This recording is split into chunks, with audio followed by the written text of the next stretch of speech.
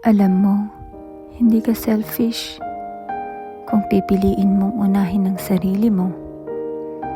Sa totoo lang, maraming babae ang nasanay na ibigay ang lahat, oras, effort, pagmamahal para sa ibang tao, para sa pamilya, sa kaibigan, sa relasyon. Lagi mong iniisip, okay lang ako, basta masaya sila. Pero kailan ka huling naging okay para sa sarili mo? Kailan ka huling nagpahinga nang walang guilt? Kailan ka huling gumawa ng bagay na para lang sa'yo? Minsan kasi, sobrang sanay na tayong magbigay. Nakakalimutan na nating punuin ang sarili natin hanggang sa mapagod tayo, hanggang sa maubos tayo. At ang totoo, hindi mo kayang ibigay ang best mo kung ikaw mismo kulang na.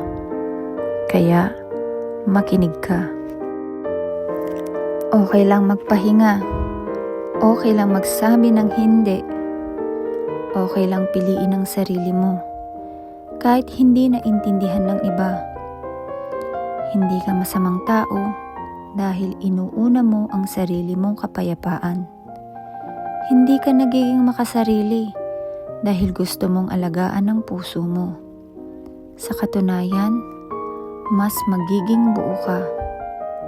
At kapag buo ka, mas kaya mong magmahal, hindi dahil kailangan mo, kundi dahil gusto mo. Kaya, unahin mo ang sarili mo, alagaan mo ang isip mo, pakinggan mo ang damdamin mo. Dahil hindi mo kailangan ubusin ang sarili mong lakas para patunayan ang halaga mo. Karapat-dapat ka ring magmahal at ibigay ang para sa iyo. At tandaan mo ito, ikaw ang tahanan ng sarili mong puso. Kaya siguraduhin mong inaalagaan mo ito. Hindi mo kailangan maghintay ng ibang tao para maramdaman mong sapat ka. Dahil sapat ka na ngayon pa lang. Kaya, simula ngayon, piliin mo ang sarili mo. Hindi lang minsan, kundi araw-araw.